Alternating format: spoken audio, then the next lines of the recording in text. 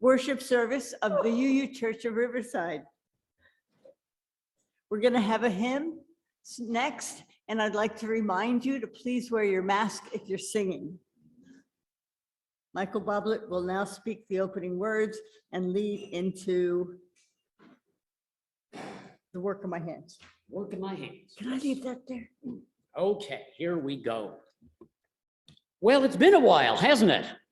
Yeah, it's been a while. So here we are. Now, for those of you who have never been to a Michael Boblett service before, I learned to sing doing civil rights marches back in the 60s. And so we couldn't hold hymnals, obviously, when we were walking along holding signs. So I learned to do songs that came down through oral tradition. And that is how I do now. So like We Shall Overcome, with which we will end this service, I am going to sing out the words to a particular line, and then I will yell out the words to the next line, and you'll figure it out as we go along. So please rise. Okay. Shake yourselves out, because singing is supposed to be a whole body experience. It is not supposed to be, you know, standing there like you're wearing a straitjacket, although I probably should be. And so don't worry if you don't know the tune, you'll catch up with it. And if you're not in tune, it doesn't matter, because it's all harmony. So I'm going to start with a piece of magic here. Every single one of you in this room is now officially a composer. So you can do your harmony.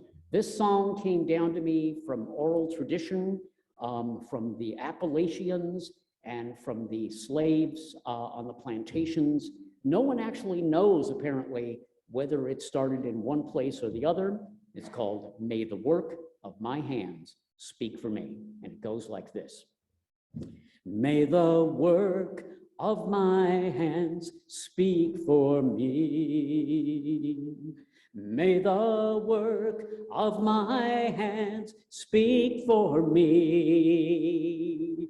And if I fall short of my goal, someone else will take hold. May the work of my hands speak for me. The battles I have fought, may the battles I have fought speak for me. May the battles I have fought speak for me.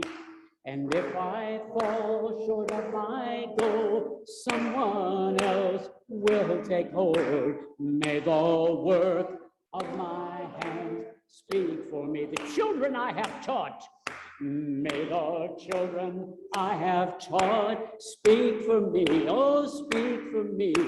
May the children I have taught speak for me. Oh, speak for me. And if I fall short of my goal, someone else will take hold. May the work of my hand speak for me. The tales that I have told, may the tales that I have told speak for me. May the tales that I have told speak for me. Oh, speak for me. And if I fall short of my goal, someone else will take hold. May the work of my hand speak for me. The tears that I have shed, may the tears that I have shed speak for me. Oh, speak for me. May the tears that I have shed speak for me. Oh, speak for me. And if I fall short of my goal, someone else will take hold. May the work of my hand speak for me. The jokes that I have told, may the jokes that I have told speak for me. Oh, speak for me. May the jokes that I have told speak for me. Oh, speak for me.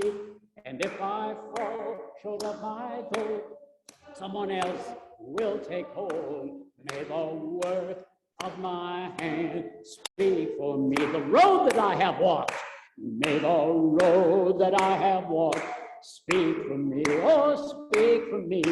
May the road that I have walked speak for me, oh, speak for me. And if I fall short of my goal, someone else will take hold. May the work of my hands speak for me, the work of my hands. May the work of my hands speak for me, oh, speak for me. May the word of my hand speak for me, oh, speak for me. And if I fall short of my goal, someone else will take hold. May the word of my hand speak for me. Okay, let's hear it.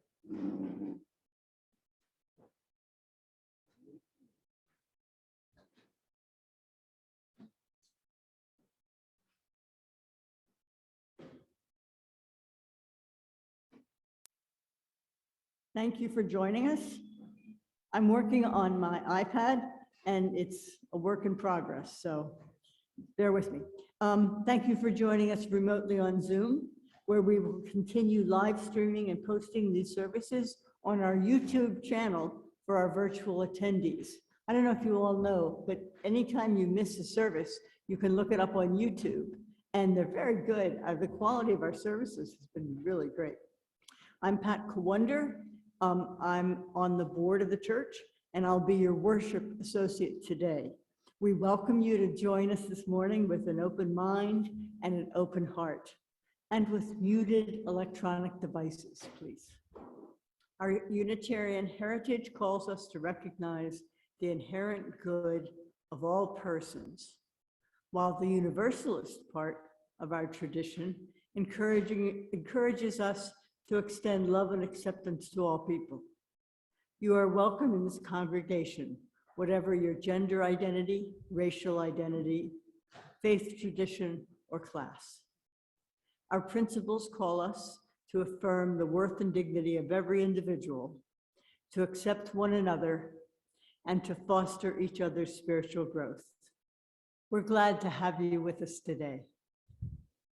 Although our doors are open, the pandemic is not over. So while we're in the sanctuary, please keep your masks on and socially distance. And now I invite you to sit back and take a long, slow breath as we move into the worship hour.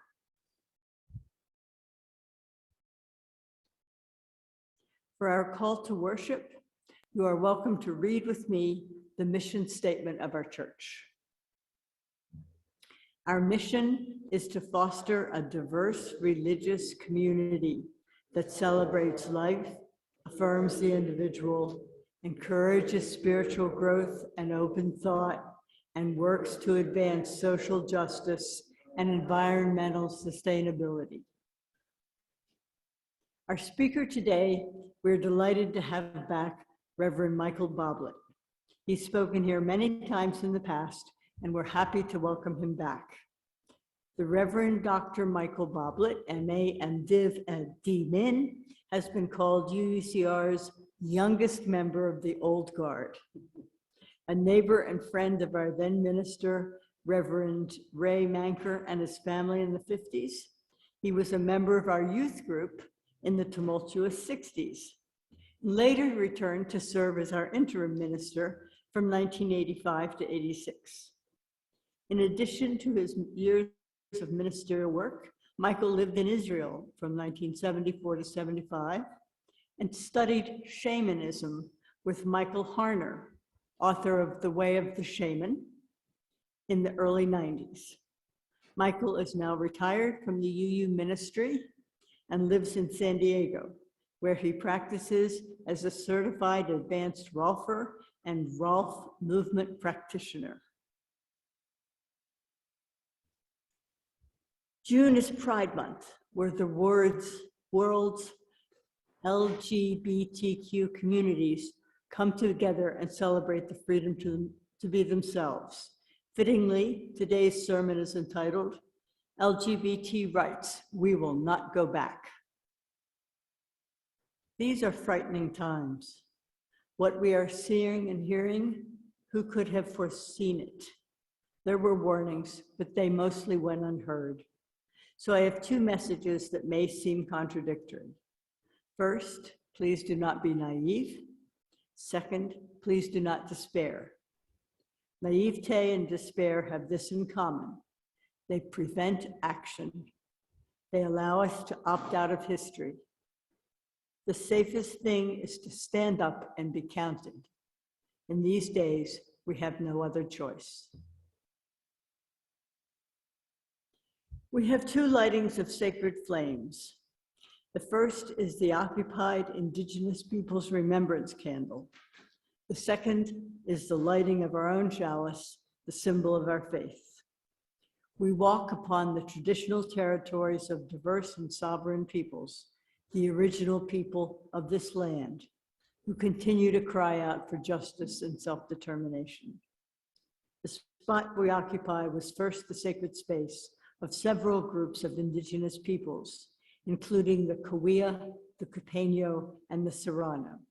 We, the UU Church of Riverside, light this sacred flame as the stewards of this sacred and holy place. Thank you, Bill. Ooh. Great. We are blessed with the space and opportunity to strive to live out our common principles, to bring justice, equity, and compassion into our daily lives, to resist all that threatens the earth and her people, and to be part of a world community with peace, liberty, and justice for all. Let these thoughts carry us forth as we journey and worship together.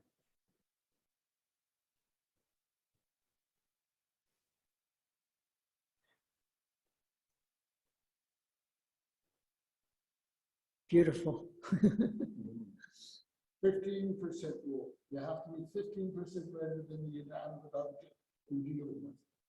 Ah, Okay, you need to light the other one, please.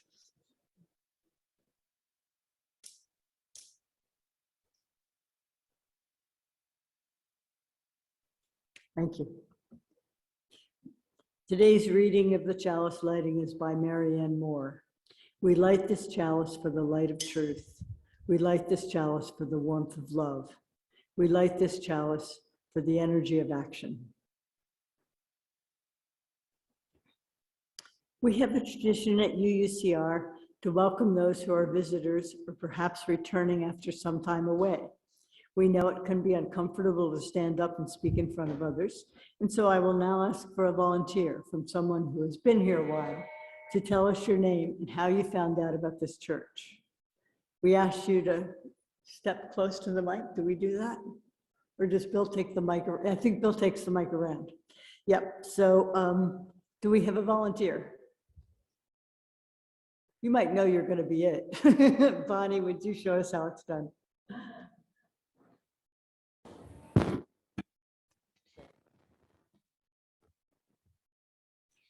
I first learned about this church when I was living in Highland and working at Riverside Community Hospital. And one of the nurses that I was working with, and I got talking about, because I was planning on moving here, got talking about what the churches were like. And she said, she was telling me about this one and that one. And she said, but there's one church you really don't want to go to. I said, what was that? What one is that? She said, it's across from my church. And it's the Unitarian church. There, they had a minister who was a warlock. And I said, oh, where's that church? But I'd been to Unitarian churches before that, so not in this area, however.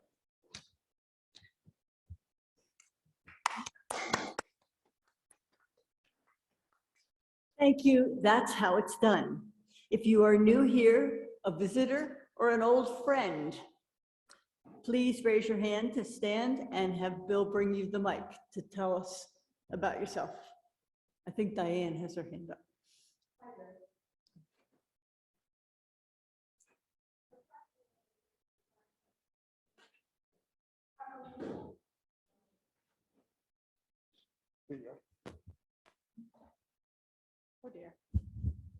Okay, this is a mistake because I talk forever.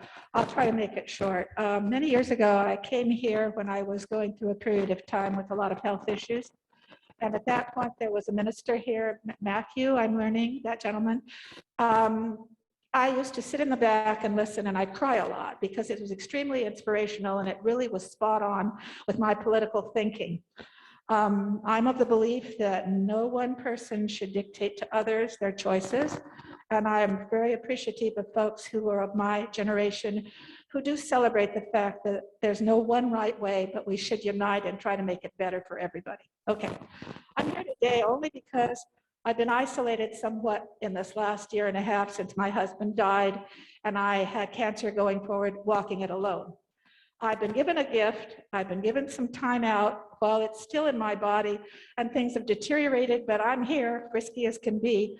But I'm also looking back at this church and remembering there was something very uplifting about those Sunday services.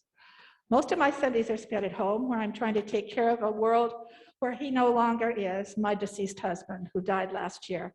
I had him for 55 years as my partner and he was balanced and I'm a little bit whoopee, but still I wanted to come out and see what had happened since I was last involved here about, I guess, 10 years ago. I got very excited about the way we could generate funds for good causes. So I got very active during that period of time with your yard sales and the things that could hopefully bring dollars here. Then life goes on, you keep moving forward, and I didn't come anymore. And now a little different situation. And today I have things I needed to do, but I put them on hold right now because I was inspired to come back and you're sharp. And it's interesting considering my hands thing, considering part of the damage of my illness is that my hands have gotten messed up. So I thought that was rather significant. And I've come to the conclusion in life that there are no coincidences. There are no coincidences. And so you find what you need when you need it, if you're willing to look out and if you're willing to participate in the solution. That's it for me. I talk too much. Nice seeing you again. Bye. Good to see you back. All right, if there's anybody else who'd like to introduce themselves, anybody in the church that's new or recent and hasn't introduced themselves? Oh, Yes, there's somebody, there's a hand up. over there. Yep.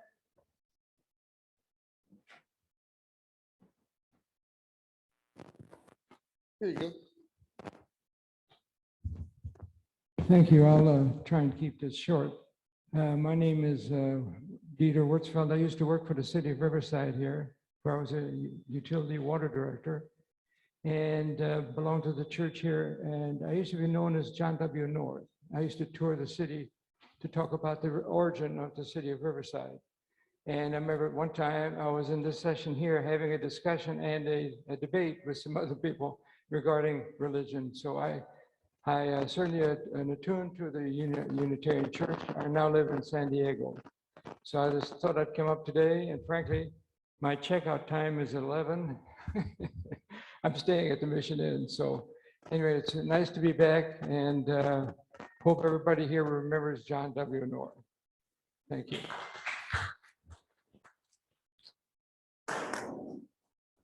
Okay, is there anybody else that would like to introduce themselves? Anybody new to the church or anybody? Is there anyone on Zoom who'd like to introduce themselves? No, no response. Okay. For any of our new guests and our old friends, please join us for socializing and a luncheon in the parish hall after the service. And please also, if you're new, sign the visitor's book. Leave your name so we know you were here and leave your contact information if you want to know about upcoming events. For those online, the best way to get added to the mailing list is to email the church office at admin@uuchurchofriverside.org. There are a few announcements we'd like to share. The semi-annual congregational meeting will be held today following the service. That meeting will begin at noon. A new board will be elected and a financial report will be given. All members and friends are welcome. Sandwiches and snacks will be served before the meeting in the parish hall. Donations to the church are always appreciated. Our hymn is now "We Are Climbing," led once again by Michael Boblett. Feel free to sing as the Spirit moves you, but please only with the mask on.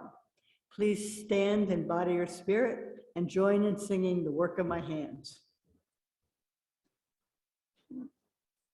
Yes, we are climbing Jacob's ladder. A lot of you know the tune, but the words are going to be again stuff that has been kind of added through oral tradition, and it goes like this: we are climbing Jacob's ladder.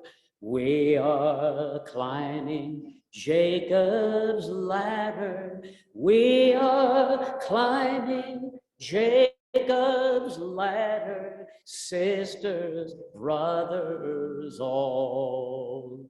We are dancing Sarah's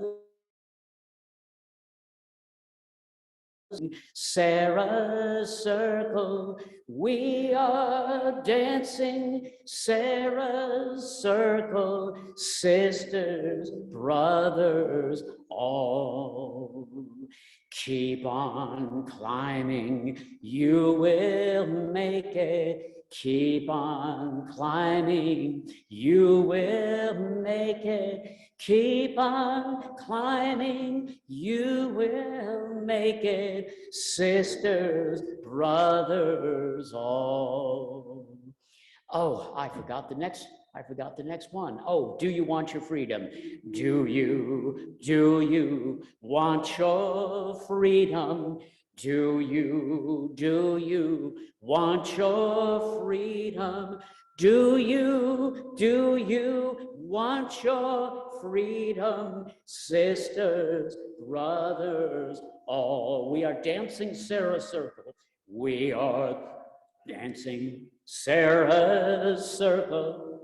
We are dancing Sarah's circle. We are dancing Sarah's circle. Sisters, brothers, all. Jacob's ladder.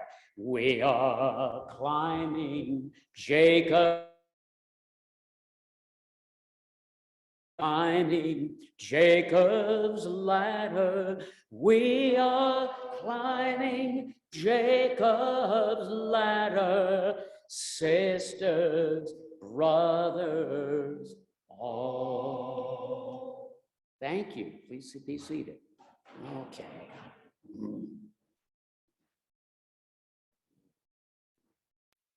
This portion of our service is to support our beloved historic church. This can be accomplished several ways. In addition to the weekly connection, you may send your checks to the church address, which is shown here. You may contribute by PayPal using the QR code, which is on the church website and also in the newsletter. Stater Brothers Market gives our church a rebate on Stater's grocery cards, which we will have in church each Sunday. You get the full value and the church also gets a percentage. Amazon cards are also available. Please donate as the Spirit moves you by whatever method works best for you. Thank you for your generosity, and to those who give in their time and talent, thank you for your generous care and attention. Will our ushers now please come forward to receive the collection?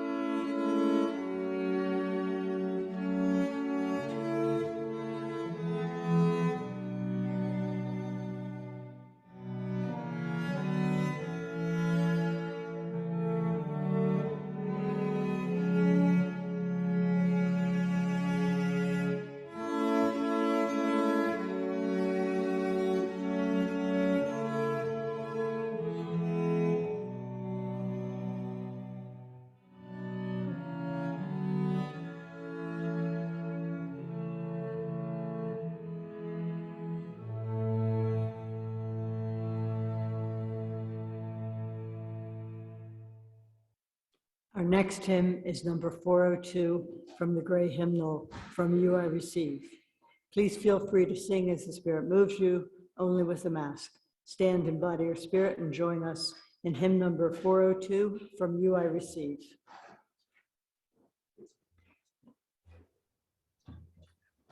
From you I receive, to you I give, together we share from this we live. From you I receive, to you I give, Together we share, and by this we from you you I receive, to you I give, together together we we share, share, and and from by this this we we live. and let's whoops. Not sure if I'm doing this right. Can you hear me? Good, there we go. And let's sit and think for a while.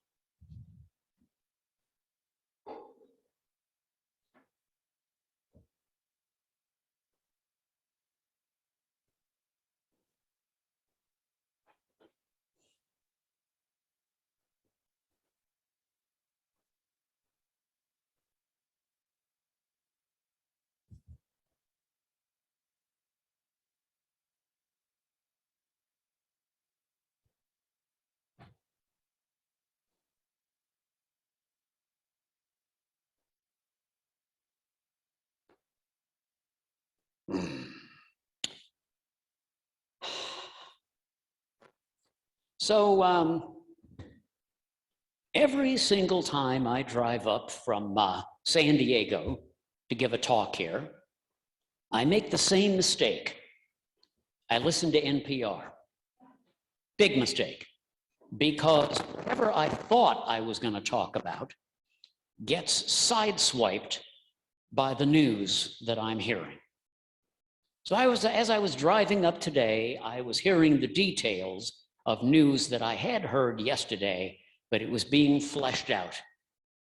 Yesterday, in the city of Coeur d'Alene, Idaho, 31 members of an extreme right-wing neo-Nazi organization were arrested for showing up with weapons, riot gear, and their intention was to stop, not only stop the gay pride parade that was going on in that city, but they had a written plan that the government got a hold of to rampage up and down the main street of that city and punish the residents for daring to defy them and hold such a parade. Because the people of Coeur d'Alene had been warned, do not hold this parade or you will face the consequences. Okay, so I'm going to start, first of all, with a prediction. And that is, I do not think it is likely that we will get through the month of June without some kind of mass violence against the LGBT community. I have read the statistics on the number of right-wing websites that are calling for violence against my community. And I think that this is a very likely outcome given the powder keg that we are sitting on in this country in June of 2022. So why on earth am I up here giving a talk titled LGBTQ Rights, We Will Not Go Back?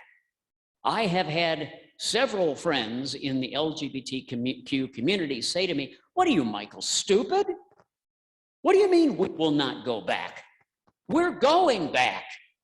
Have you been living in a cave? Have you not been reading the news? Have you not been walking outside your house? It is happening. And I can say, as someone who tomorrow is going to celebrate his 69 and a half birthday, because I turned 70 December 13th, I can say, as someone who was a member of this community before Stonewall and remembers what that felt like and the terror and the shame and the isolation that we went through, I can say that I know that we will not go back, because I know that history never completely repeats itself. When I say we will not go back, that is not necessarily a sign or a message of reassurance. Sometimes it gets worse. Sometimes the past that you go back to, sometimes when people try to turn back the clock of history, things get worse than even the oldest of us remember.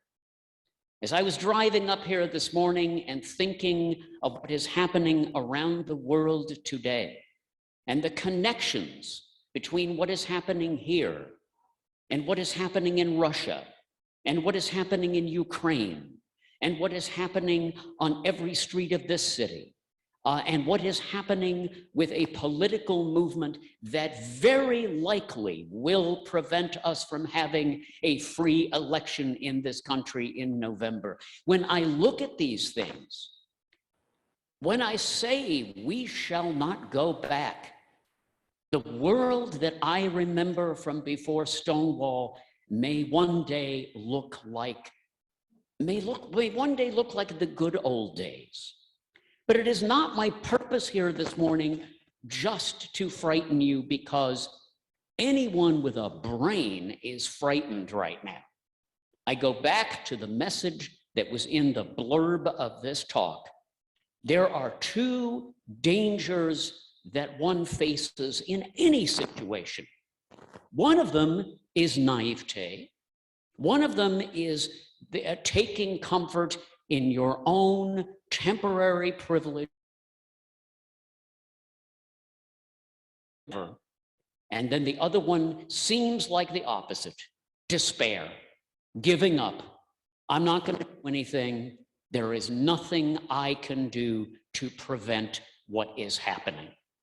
And what being naive and what giving way to despair have in common is that they are both excuses not to do anything. They are both excuses to sit back and let history take its course.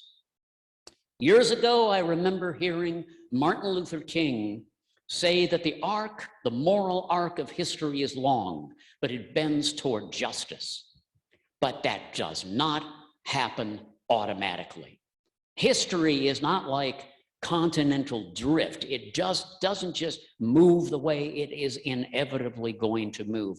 Progress does not happen automatically. And when we believe that it will, then we are doing the work of the very worst in our society. That is the danger that we face today, is that we will either be so comforted that we will do nothing, or so afraid that we will hide. I want to start with a story that I remember from when I lived in Israel, in Jerusalem, for a year.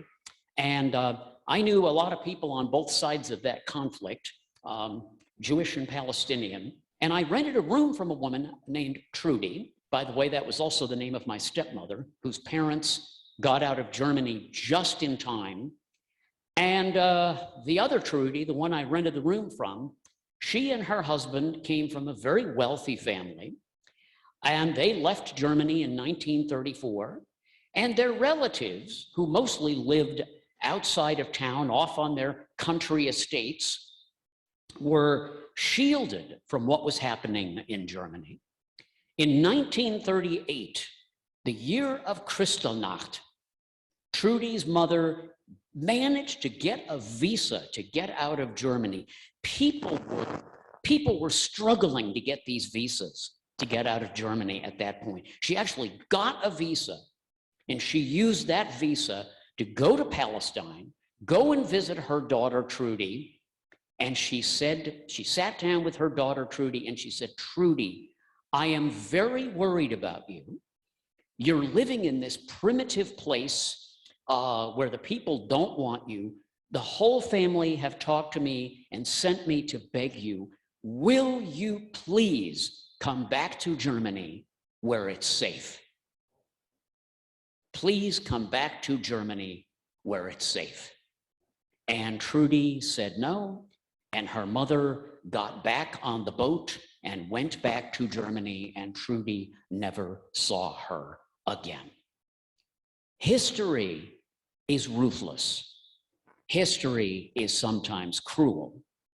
And history depends upon not only the people of goodwill who plan ahead, but those who manufacture hatred, those who use hatred to pursue their own ends. What happened in Coeur d'Alene and what is happening in Ukraine are connected. The hatred that has been stirred up in this country, much of that comes, much of that propaganda, the lies, the conspiracy theories were formed and spread by troll farms, as they call them, people who sit around and they put out this stuff, and a lot of that stuff is paid for, not just by rich people in this country, but by the government of Russia. That is happening right now. Vladimir Putin just gave a speech in which he laid out his claim that he is the new Peter the Great, and he will rebuild the Russian Empire. And regardless of what he says in Europe, within Russia, the propaganda is that Ukraine is the first of many states that will fall to Russia. There was a helicopter that was found recently forced down, and on the side of the helicopter was the slogan, "We will not stop until we get to Berlin." That is the world that we are in. I remember the Cold War. I remember the Iron Curtain. And I remember going behind the Iron Curtain by mistake when an airplane that I was in going from Tel Aviv to Western Europe strayed behind the Iron Curtain. And I remember the terror on the faces of the people in that plane, most of whom were Russian Jews who had barely made it out. If that plane had had to land, God knows what would have happened to those people. But I tell you that the situation in Europe today is less stable than it was when the Iron Curtain existed. The Soviet Union would not have marched troops west of the Iron Curtain in that situation. But that is the situation that we are facing today. We may be at a time when the American Constitution is going to become a dead letter, not within years, but within months. We may be also at a time when this congregation will cease to exist. Because what have we done? We have continued to do the same things, even though we know that it will not work.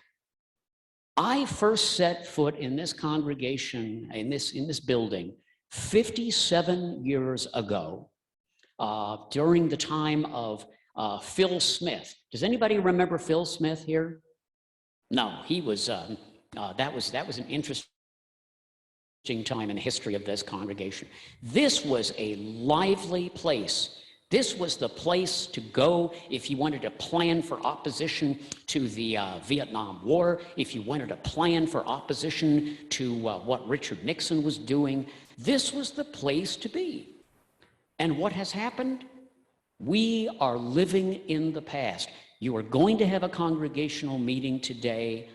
I beg of you, and you have had so many district people come here and talk to you, and by the way, I'm furious with the district, just as much as anybody here, but I beg of you to take it seriously that you cannot continue to do all the same things you have done in the past. History does not repeat itself. Sometimes what comes down the pike is worse. But it is not just my job to stand here and scold you and Yeah, I mean, you're the people who showed up, for crying out loud. I also want to give a message of hope. In my almost 70 years on this planet, I have seen enormous changes. I have seen voices that had been silenced for centuries begin to speak. I have seen countries that had been bombed into rubble rebuild themselves and take their place again on the stage of the world. I have seen things that I could only believe because I read science fiction a lot as a child. If you had gone back to the little Michael Boblett living in the 1950s and had told him that one day there would be same-sex marriage in this country, I would have said, I don't know what you're smoking, but I don't want to try it. Well, in the 50s, we weren't smoking a whole lot. So what is going on is a time of terror, but it is also a time of opportunity. It is a time when one thing is for sure: the rules that worked before don't work now. The ethics are the same, but the strategy must be different. And so I look around here and I think of how old this beautiful building is, 1891. I think of when this congregation was founded in 1881. I think of the history that we had seen in this very building, and the issues that we have fought, and the things that we have talked about here. And I love this place as much as anybody who is here right now. I mean, how many people were here? Who was here 57 years ago? Me, the youngest member of the old guard. And I tell you, as a retired parish minister, that downtown churches are a thing of the past.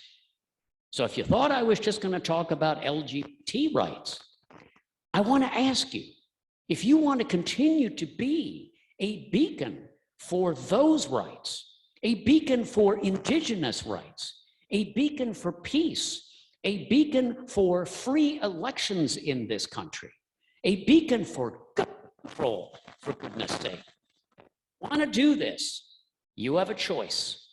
You can have the voice or you can have the building. I don't believe that you can have both. So strategize. And let me tell you, my stepmother's parents in Berlin, right after World War I, looked around. They had a good life. They had relatives who owned a jewelry store in Berlin. They didn't want to leave what they knew. They wanted to stay with what was familiar.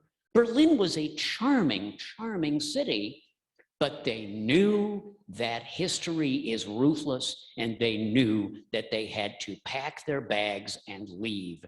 And my stepmother's father, Leiser Ziering, came to New York. He worked as a furrier. He worked with his hands. He made his daughter's first coat out of scraps that he swept up off the floor in New York in the 1920s because he had to start over. Starting over is very hard. When I finally made the decision over 20 years ago to leave the UU ministry and start over, it was not easy for me. I had to learn a whole new set of skills. I had to deal with the fact that my income was no longer coming in. I had to spend most of my retirement to educate myself for something else. And I did it because I knew that my time as a UU minister, a full-time employed UU minister, I was no longer doing the work that I had set out to do. I had done it. I felt good about it. I was ready to move on. Sometimes you have to pack your bags. Sometimes you have to get out. And at home, I have the photographs of two of my stepmother's great aunts, and they were the ones who owned the jewelry store. And they were And they were the ones who eventually, in the 30s, and especially after 33, when Hitler came to power, they were the people who were trying to get those precious few visas to get out of Germany, and they couldn't get out. And my stepmother grew up listening to her parents talking at the kitchen table about their struggle to get these two elderly ladies out of Berlin, and they failed, and those two women were murdered. Adela and Berta Ziering did not survive the Second World War. And I have held in my hand a document from the Jüdische Gemeinschaft of Berlin, the Jewish organization that was dwindling. And I remember the fact that the ribbon in the typewriter was so old that the document was almost unreadable. And in very officialese German, this organization said, regarding the two people whose whereabouts you are attempting to trace, we have no idea where they have been taken. And that was dated April of 1940. Letters were still going back and forth between the United States and Germany because we were not at war yet. I want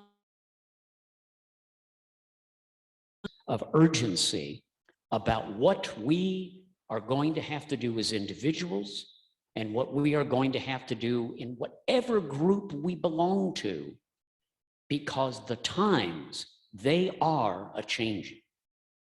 I also know that some of us are getting older.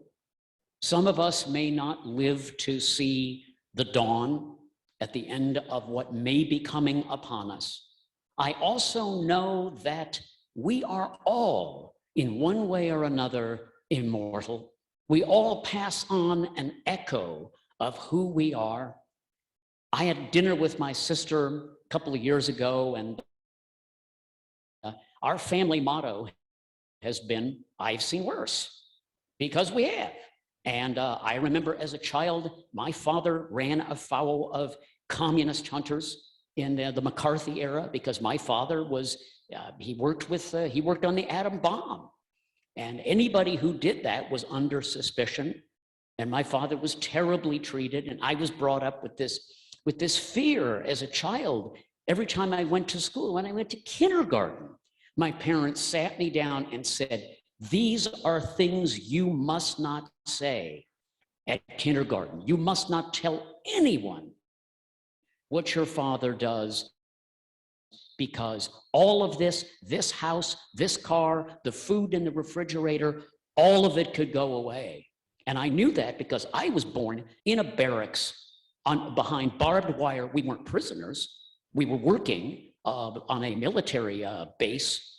But I remember before we came and got an actual house and a middle-class life, I remember what that was like.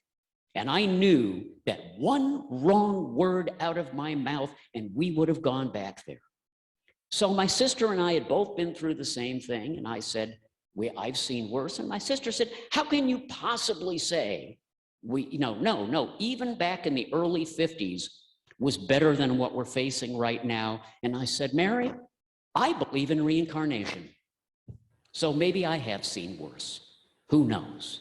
But even if reincarnation does not exist, the life that you have lived, the work that you have done, the work of your hands, the songs that you have sung, the battles you have fought, the children you have taught will speak for you.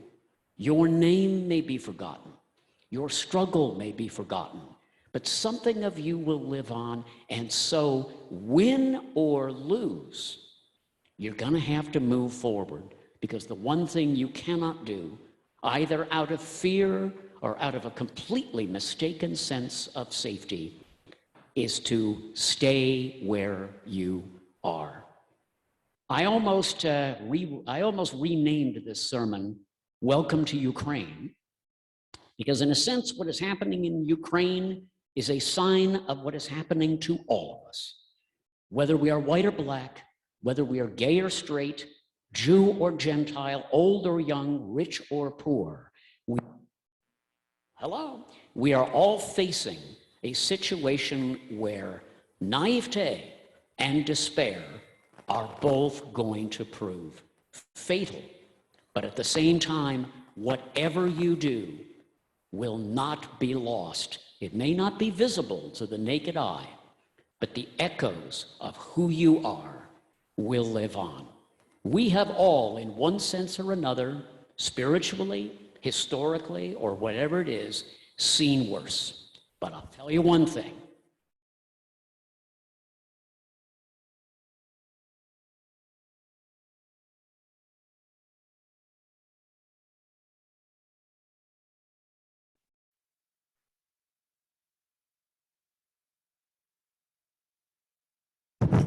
Okay, that's working, good.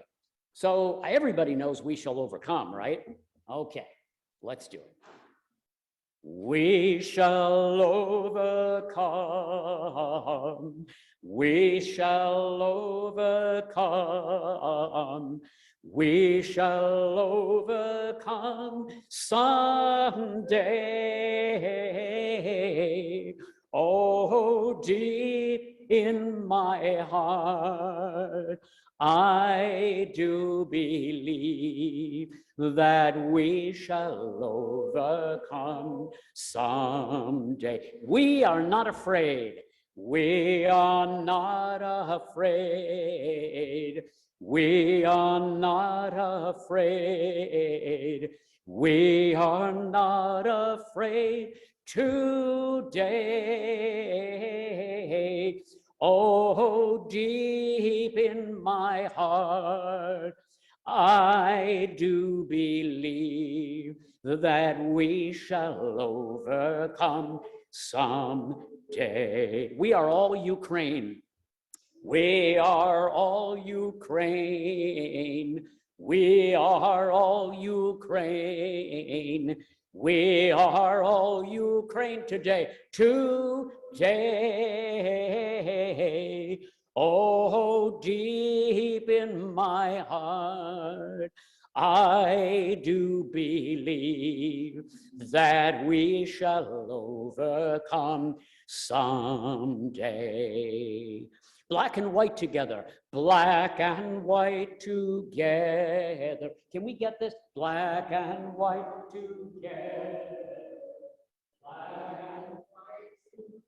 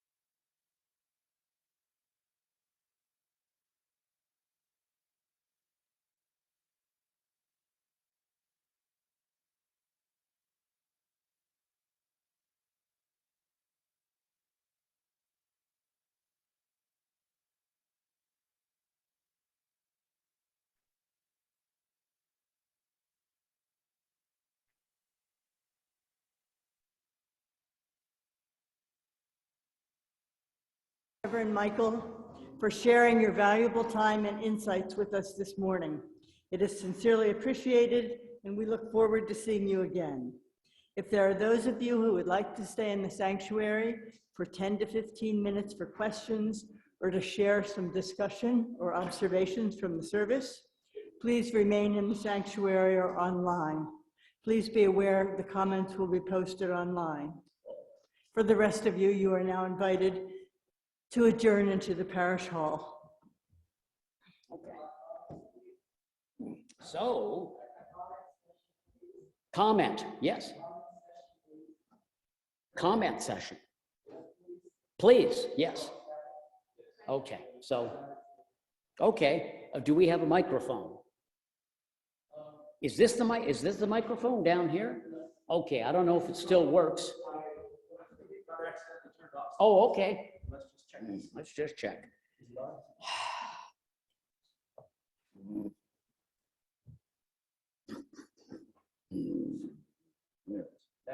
Now it's on. Yep.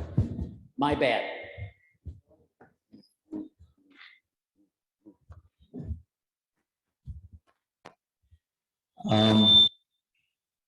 Sorry. I just want to say that I intend to be coming back, except for the next 2 weeks. I have something that, is the focus of my life, but I'll be gone for those 2 weeks. But other than that, I'll be back, and I'll be adding some contribution monetarily and just showing up here at the church every Sunday, because I happen to think that this is a powerful beacon, has always been a beacon. It's been here for about 35 years that I've been in Southern California. And this church, it's important that it continues, that it is always here. And so I did hear something about parting between action and old structures such as a church. I don't part with money easily, but I do intend to place some money with this church because I want to stick around. If for no other reason than my second girlfriend that I should have married, according to my mother. Then the third one that I did marry, who I felt fit me perfectly, and I fit her, and she left after 6 years.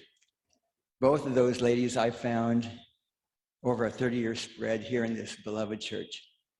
And so the church is asking me to help it because it gave me 2 wonderful experiences with those women, even though obviously they didn't think that I was quite as special in their lives as I did. Thank you.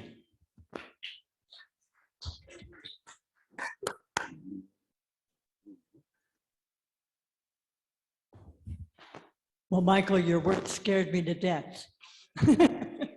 Yes. I just want to mention to everybody, and I don't know if you're aware of the Cheech Museum. The Cheech Museum. People walk past the our church, and we're going to invite them in. We're going to try very hard to rebuild our congregation. Perhaps we'll all learn Spanish, and perhaps we'll have a bilingual RE class. Yeah, there really are things we can do to revitalize this and stay in this gorgeous building. So.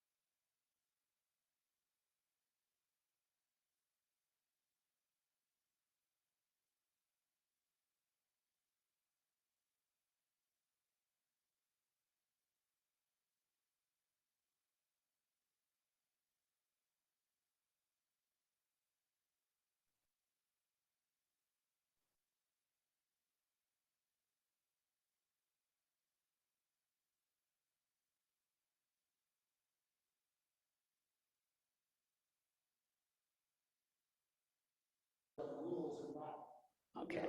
Literally, 10 people up. I'm going to actually answer those questions because I think they're good questions. First of all, compression. When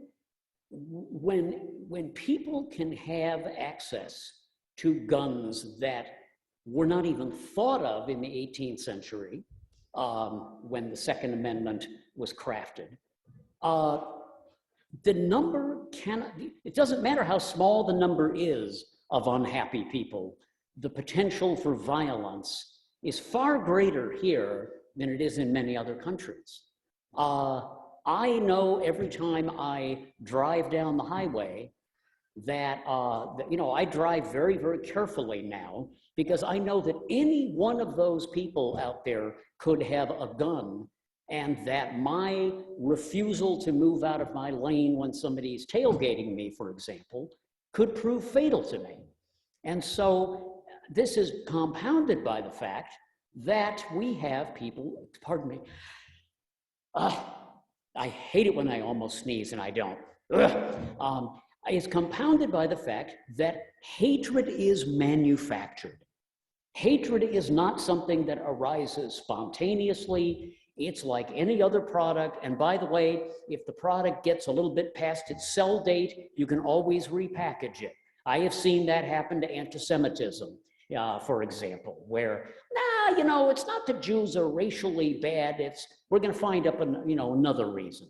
So the number cannot be, the number can only be too small to produce violence if the number is less than 1. As long as there is one person who has access to guns without proper checking and without looking at that person's psychological state of mind, none of us is safe. The other question is, how do you get people to play by the rules? Okay, well, sometimes you have to take a child and put him into a time out. And unfortunately, we have a situation where some people can be arrested or even executed on the spot by the police merely for existing while black or some other victimless crime. And we have other people who have been proven to have engaged in taking money from foreign governments for the purpose of overthrowing our government, and these people will not go to jail. So the first thing is, when you get out on the playing field, whatever it is, an election or rugby or playing marbles, everybody has to play by the same rules. Otherwise, the people who do not have to obey the rules, there is no way that you can persuade them. Persuasion will not work. I would like to see Donald Trump in jail, even though I know even though I know that the aesthetics of that are horrible, because the combination of an orange spray tan, orange hair, and an orange jumpsuit is going to be hideous. But I'm willing to have my aesthetics offended by that. Okay, thank you for your question. Anybody else? Okay, cool, good.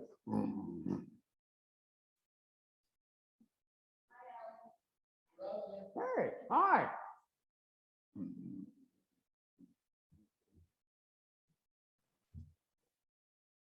Hi, Michael.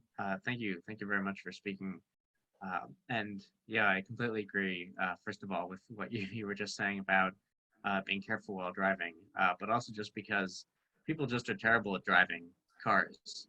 We just weren't made to do such things. And, it's just a very dangerous activity to do, and an easy way to lose your life driving around. But thanks again for, I thought that was a really great sermon. Just really thankful that we were able to hear you speak. And I'm really sorry that I couldn't be there, but I'm hoping that I can next time that we can have you here. Thank you. Cool, thank you. Great. And by the way, cars, why don't we have a decent mass transit system in this country? Yeah, hello? Okay. Oh, that was me. Son of a gun. Do I look that old? Wow. Anything else? I think that's it. My friends, I would love to join you for the congregational meeting, but I've got some other stuff I got to do. So have fun, but please, when you have that meeting, do we even have a quorum today? Quorum is 10.2, as I recall.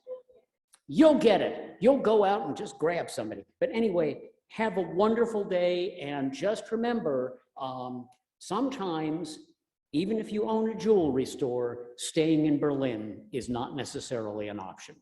Take care. Bye-bye.